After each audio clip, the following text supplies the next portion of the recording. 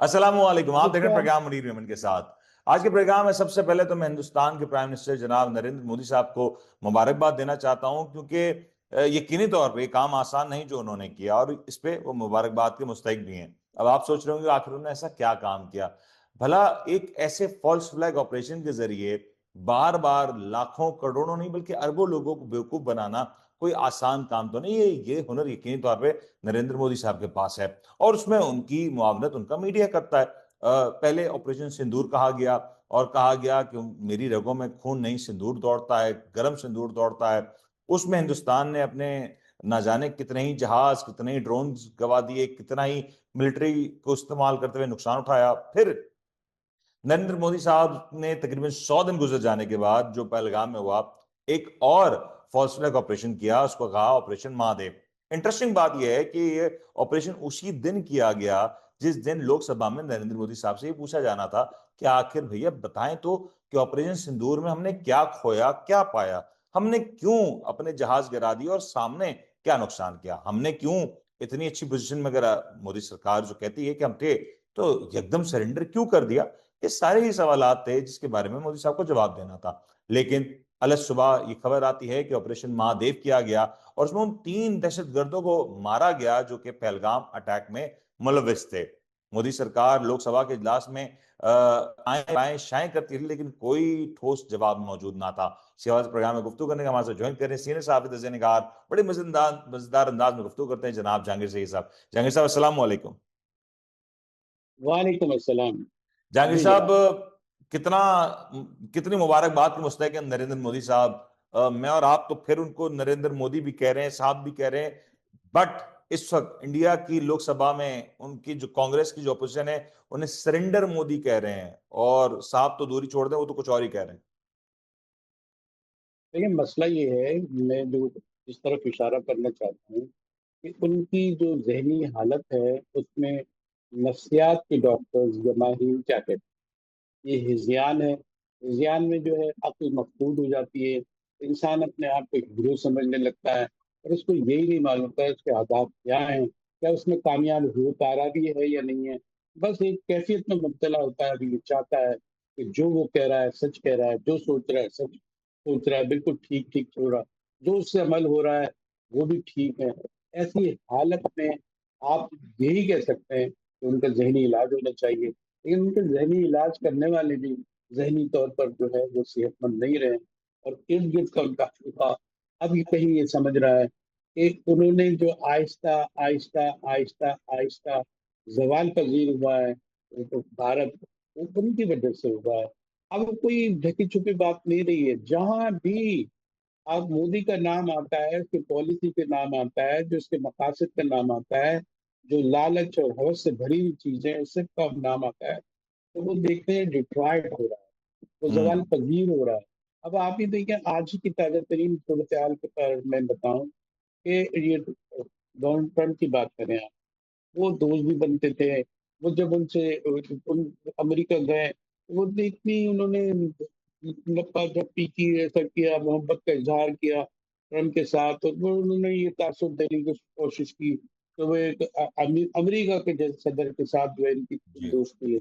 आज उसका असर आप देखें कि वो डोनाल्ड ट्रंप उनको क्या कर रहे हैं। ये तो मुनाफ़िक़त को भी जो है वो उन्होंने मुनकशिफ किया है, सामने रखा है कि वो जो है वो रूस से तिजारत करते हैं और उससे जो असला खरीदते हैं, और जो है अमेरिका को तरजीह देते हैं, और उससे टैरिफ का फ़ायदा भी उठाते हैं। हम्म। तिजारत में भी जो अव्वलीन जो है वो मकासद हासिल करते हैं, और अब ये पर्दा चाक हो गया है कि इस तरह नहीं चला करता, कि आप जो है वफ़ादारी कहीं से रखें और दिलदारी कहीं से रखें। ये सारी चीज़ें समझ में आती हैं, और पूरी दुनिया को समझ में आ रही हैं। किस महाज पे निरंतर मोदी की पॉलिसी चलती हुई नज़र आ रही है। अब अ, ये है कि जो एक हैज़ियान की जो इन पे कैफ़ियत आ रही है, इनके हम्म। जो इर्द-गिर्द के जो है उनके पसंद करने वाले हैं, जो एक अजीब से जुनूनी कैफ़ियत में हैं, वो उनके साथ हैं, बाकी तो भारत उनके साथ नहीं है। हम्म। भारत एक जो है जमहूरी मुल्क के तौर पर, उसमें सोचने वाले, बहुत गहरे सोचने वाले हैं, मुल्क के मफ़ाद का ख़्याल भी रखने वाले हैं। इसीलिए उनके यहाँ से आवाज़ उठती है। अब आवाज़ ये उठ रही है कि हम क्रिकेट के मैदान का भी सामना नहीं कर सकते जो हमारा। अब वो जंगी मैदान में क्या सामना करेंगे? वो स्कैप हो गए, वो भाग गए, एब्सकॉन्डर हो गए, हम्म। मफरूर है। और अभी जिल्लत आमिर की ये बात नहीं है, किस प्लेटफॉर्म से बात कर रही है? आलमी प्लेटफॉर्म से। ये जो हम अभी क्रिकेट की जो है वो जी हम जी लेके जी। चले उसको, उसकी लेकिन उस जहांगीर साहब, सिलसिले मुझे एक में जो चीज प्लीज जरा इसके बारे में बताइएगा कि तीन लोग 100 दिन के बाद मिलते हैं मोदी सरकार को, जिसको ऑपरेशन महादेव का नाम दिया जाता है। इससे पूरा इंडिया एक सवाल पूछ रहा है कि एकदम एक ऑपरेशन हुआ, उसकी कोई इत्तला नहीं थी, फिर वो तीन लोग एक ऐसी जगह ऐसे मुकाम से पाए गए जिसके बारे में ये कहना कि वहां पे कैसे ट्रेस किया गया, कैसे ट्रैक किया गया, और फिर ये कैसे डिसाइड कर लिया कि ये वही तीन लोग हैं जो दहशतगर्दी में मुलविस थे, फिर ये कहना कि उनके पास पाकिस्तानी आइडेंटिटी या पाकिस्तानी चॉकलेट मिली। मतलब ये किसको बेवकूफ बनाया जा रहा है कि अगर कोई इतना बड़ा दहशतगर्दी का वाकया करने के लिए आएगा और 100 दिन गुजर जाने के बावजूद उसके पास पाकिस्तानी चॉकलेट्स के रैपर मिलेंगे, उसके पास पाकिस्तानी आइडेंटिटी, मतलब ये तो कोई अहमकों की जन्नत में रहता हो तो ये बात कह सकता है कि कोई शख्स दहशतगर्दी के लिए जा रहा है और स्टेट स्पॉन्सर्ड टेररिज्म जो कि इंडिया कहता है कि वो करने जा रहा है, और वो अपने पास आईडी कार्ड या अलामत इस तरह की रखेगा कि वो पकड़ा जाए तो उसके पास ये सबूत हो कि उसका ताने बाने कहां से मिलते हैं। सर, ये कौन सी, मतलब किस दुनिया में रहता है ये भारतीय मीडिया, भारतीय सियासतदान, किस किस नशे की बात करूं कि आखिर ऐसा कौन सा नशा है जो वहां पे किया जा रहा है?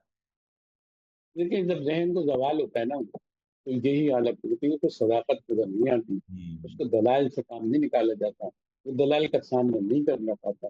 उसको ऐसी कहानियां किस्से में डाल के उधार, उनके जज्बात उछाल के, और ये कैफियत बना के, एक नैरेटिव सेट करके जो बयानियां वो बनाते हैं, और उस पर अब जिस तरह उनकी परतें खुल रही हैं, वो जो बिना बयानिए के परखचे उड़ रहे हैं, इसका उनका मजाक उड़ रहा है। कौन सा एक पागल आप दुनिया में बता दें जो अपने आप को पागल समझता है? ये सही। उन्हीं में से है, और ये बिल्कुल उन्हीं में से है, और इनको अकल नहीं आएगी। और हमारी कामयाबी ये है कि हमने जितने दुख उठाए हैं, हमने जंगें लड़ी हैं, दूसरों की जंगें भी लड़ी हैं, अपनी जंगें भी लड़ी हैं, सारी चीजों में हमारे में हकीकत पसंदी आ गई है, हमें ठहराव आ गया है, हमें स्ट्रेटेजी बनाने की सलाहियत आ गई है। अब हम जो है ठहर के जवाब देते हैं, मुदब्बिराना इख्तियार हमने किया हुआ है जो तरीका, उसके अंदर हम बहुत मुख्तलिफ नजर आते हैं।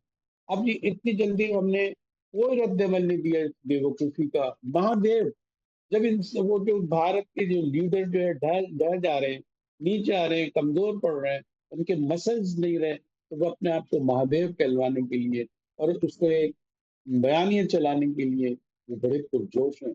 अभी यही तो सवाल होता है। और ये नजर आ रहा है कि ये महादेव की पॉलिसी हुई है, या जो ये सिंदूर की बातें हुई हैं, सिंदूर सिंदूर तो बड़ा मखसूस किस्म का हुआ है, जो औरतें हैं जिनकी शादी होती है उनको लगाया जाता है। तो वो कितनी आबादी ऐसी हुई है कि इन्होंने अपनी बीवी को के सिंदूर का तो ख्याल नहीं रखा, और उसका तो साथ नहीं दिया। अब ये जो चीजें नजर आती हैं, पता नहीं इनको कौन, जगह हमें भी ये मुझे बड़ी एक चीज ताज्जुब समझा होता है। दें। अब कल लोकसभा का इजलास हुआ, 2 दिन की जो पूरी डिबेट में अगर देखूं, एक ही सवाल हो रहा था नरेंद्र मोदी से, अमित शाह से, सब एक ही सवाल हो रहा था कि आखिर ये बताया जाए कि भारत ने कितने राफेल गिराए, राफेल कितने, भारत के कितने राफेल गिरे, कितने जहाज गिरे। सवाल ये भी हो रहा था कि कितना कोलैटरल डैमेज हुआ।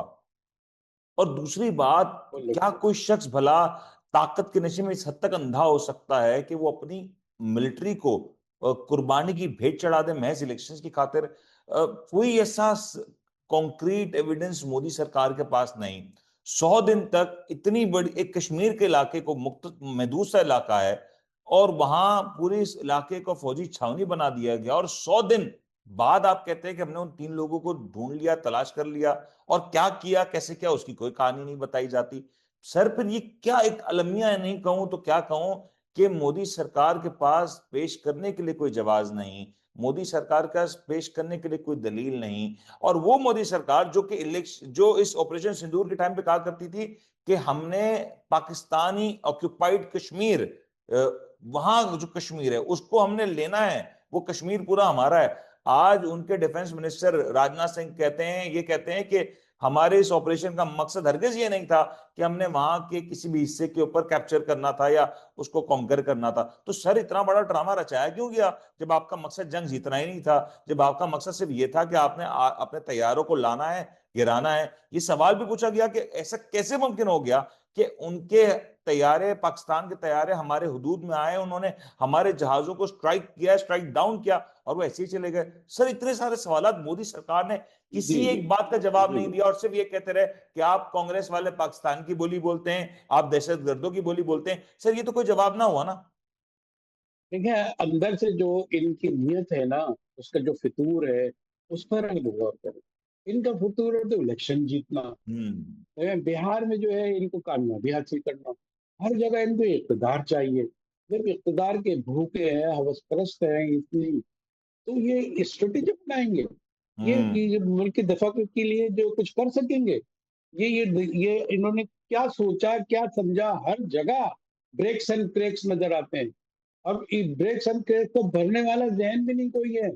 अगर ये ऑपोजिशन होती है, ऑपोजिशन का एक फायदा होता है कि वो अक्ल दिखाती है, अक्ल के नाखून देती है, लेकिन जो है वो भी लेने के लिए तैयार नहीं है।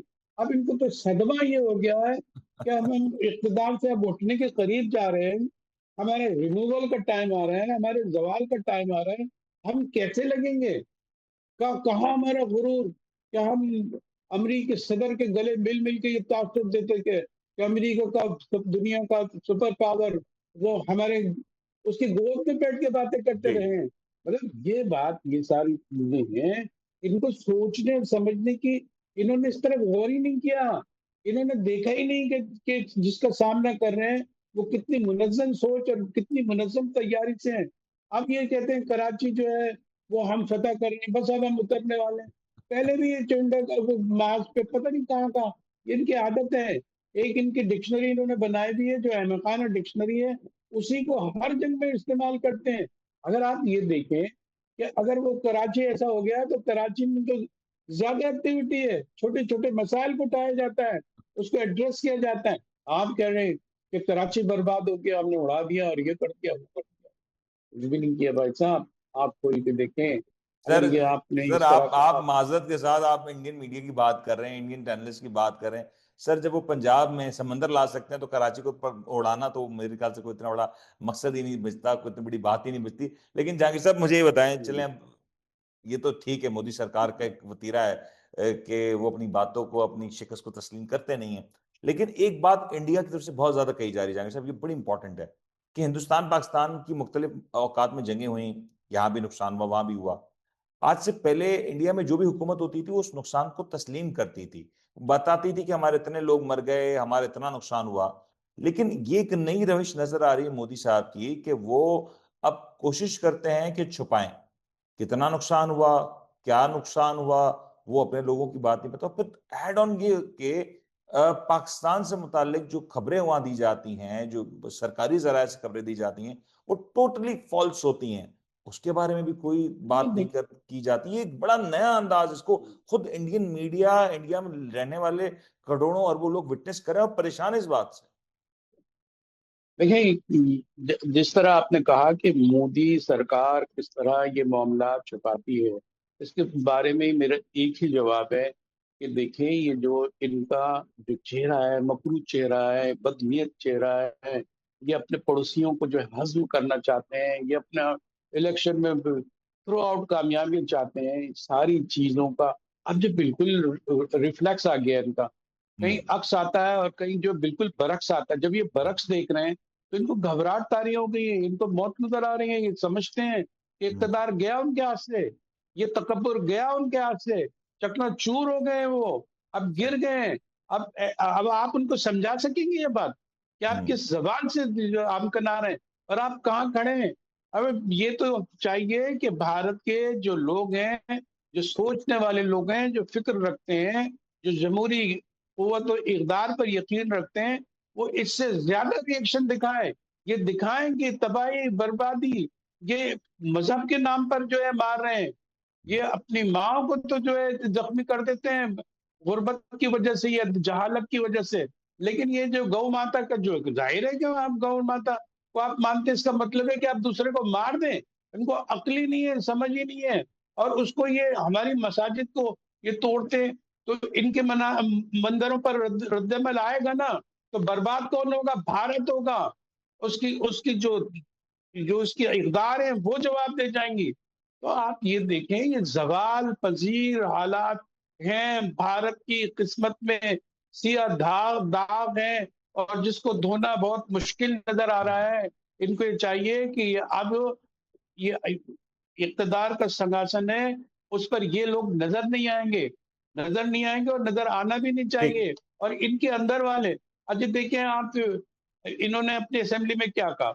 हम्म। इनके असेंबली में जो उन्होंने कहा, इनके वज़ीर ख़ारिजा कह रहे थे, अमीर, है ना? उन्होंने कहा कि यार ये क्या कर रहे हो तुम? तुम भारत की वो इंडिया की ज़बान, पाकिस्तान की ज़बान, सॉरी, पाकिस्तान की ज़बान बोल रहे हो तुम। अच्छा, पाकिस्तान की ज़बान बोल रहे हैं भाई, आपको जो सच बताया जाए वो पाकिस्तान की ज़बान है, इसलिए कि हम सच बोल रहे हैं। तो जब आपको हर चीज़ लगती है, वो कहते हैं आप फ़ायदा पहुँचा रहे हैं पाकिस्तान को, हमें फ़ायदा क्या पहुँचा रहे हैं? अक्ल और खिरत की बात अगर सामने रखें, तो हमको फ़ायदा पहुँच रहा है। अरे हम भी आपको फ़ायदा पहुँचाना चाहते हैं, ठीक। हकीकत बता के। अच्छा, अगर जहांगीर राफ़ेल साहब, गिरा है तो गिरा मुझे है। मुझे क्विकली दो चीजों का बता दें जवाब, मैं ताकि प्रोग्राम को क्लोज कर सकूं। मुझे ये बता दें कि दो सवाल मोदी साहब से पूछे गए। एक, कि क्या वो डोनाल्ड ट्रंप की बात को कहेंगे कि डोनाल्ड ट्रंप ने झूठ कहा, मोदी साहब ने सरेंडर खुद किया, या व्हाटसोएवर, या डोनाल्ड ट्रंप जो क्रेडिट ले रहे हैं उसको झुटलाएं? राहुल गांधी साहब ने बड़ा कैटेगोरिकली कहा। दूसरा ये कहा गया कि मोदी सरकार को चाहिए कि वो एक परेड है वो लॉन्च कर दे और उसमें 35 जो उनके पास जहाज थे उसको शोकेस कर दें। तो ये जो दो इस वक्त बातें कही जा रही हैं, आपको लगता है दोनों में से कोई एक भी मोदी साहब करने की सूरत हाल में है? सूरत हाल में नहीं है, उनके हालात खराब हैं। उनका कोई चीज़ साथ नहीं दे रही। झूठ जो है वो बिल्कुल उनको बम्बार्डमेंट की तरह उन्हीं के ऊपर गिर रही। अब ये ठीक। देखें, राफेल गिरा है, तो रिकॉर्ड है, उसकी तस्वीर आ रही हैं, ठीक। दुनिया उसका इतराफ़ कर रही है, उसकी कंपनी इतराफ़ कर रहा है। हम्म। फ्रांसीसी जो जिसने जो जहाज़ बनाया, वो गिनती गिनवा रहा है कि ये पहली दफ़ा हमारे पास हुआ है। हम बोल रहे हैं ये पाकिस्तान की ज़ुबान में दुनिया बोल रही है, ये इनकी ज़बान है। अगर ये कैसे कैसे शेल्फ करेंगे? ये तो ये बात ही नहीं कर सकते हैं। जो सही। चैलेंज इनके पास जिस चीज़ का प्रूफ नहीं होता, उसका भोंडे अंदाज में प्रोपेगेंडा डाल के, ज़ाहिर है कि लोग जो है, सादा लोग भी होते हैं, अनपढ़ भी होते हैं, नासमझ भी होते हैं, जी, जी, जी। इस ऊंच-नीच को समझ भी नहीं सकते। उन्हीं के जज़्बात से खेलते रहते हैं और ये रिज़ल्ट भी आते रहते हैं। लेकिन अब ऐसा मौका नहीं है।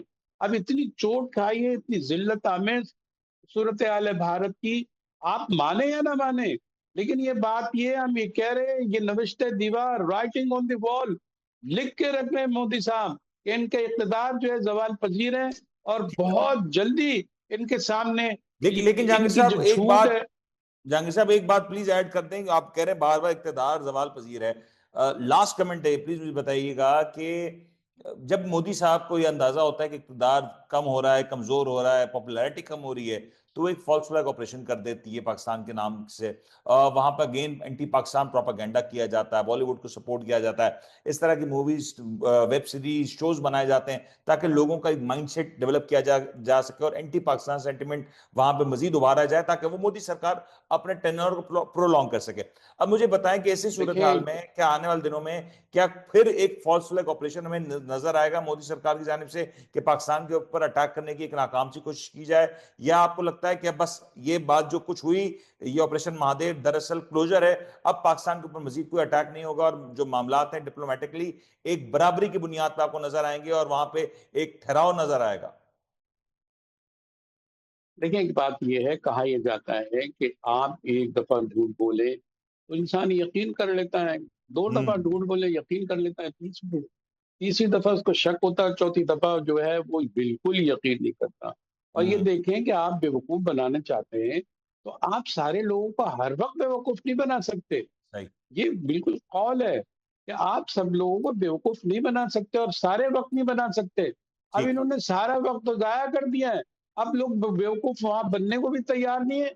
और ठीक। मजे की बात यह है कि आलमी सतह पे भी ये खुल के जिसको कहते हैं ना, बिल्कुल साफ जो है नजर आ रहा है इनका किरदार, इनका मयार, और इनकी जो जो चीजें जो ऐसी हैं, जो गंभीर किस्म की इन्होंने चेहरा बनाया हुआ है।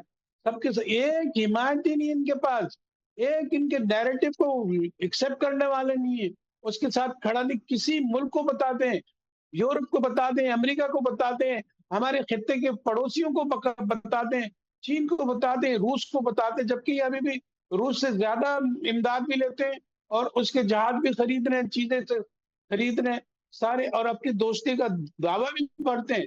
लेकिन उसकी तरफ से भी कुछ ऐसी बातें आती हैं जो बिल्कुल वाज़ेह तौर पर ऐसा लगता है कि पाकिस्तान के मौकिफ को, उसकी स्टैंडिंग को उन्होंने कबूल कर लिया है और भारत के मौकिफ को कबूल नहीं किया।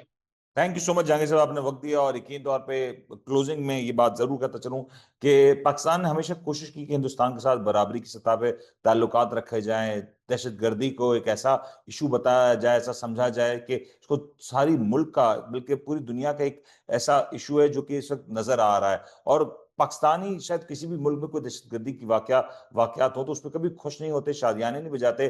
बरक्स ये कि पाकिस्तान के सूबे बलूचिस्तान में आए रोज इंडियन स्टेट स्पॉन्सर्ड, रॉ स्टेट स्पॉन्सर्ड टेररिज्म होता है। यहाँ पे उन तंजीमों की परवरिश की जाती है, फंडिंग की जाती है जो पाकिस्तान को सैबोटाज करना चाहती हैं, पाकिस्तान के अमन को सैबोटाज करना चाहती हैं। और इसके मुतादिद सबूत जो है वो आलमी दुनिया को दिए जा चुके हैं। लेकिन ये जो प्रॉक्सी वॉर है जो हिंदुस्तान पाकिस्तान के अगेंस्ट लड़ रहा है, वो भूल जाता है कि जब आप किसी के घर को जलाने की कोशिश करते हैं तो सबसे पहले आपका अपना घर जलता है। और यही कुछ इस वक्त नजर आ रहा है। वही इस वक्त हिंदुस्तान के अंदर एक शिद्दत पसंदी देखी जा रही है, मजहबी इंतहा पसंदी देखी जा रही है। और इसका असर ये हो रहा है कि आज हिंदुस्तान किसी भी तरह से, कोई अकलियत तो छोड़े हैं, मैं मुसलमानों की बात करूं, मैं क्रिश्चियंस की बात करूं, वो तो यकीनी तौर पे महफूज नहीं, लेकिन जो निचली जात के हिंदू हैं वो भी अपने आप को महफूज तस्वुर नहीं करते।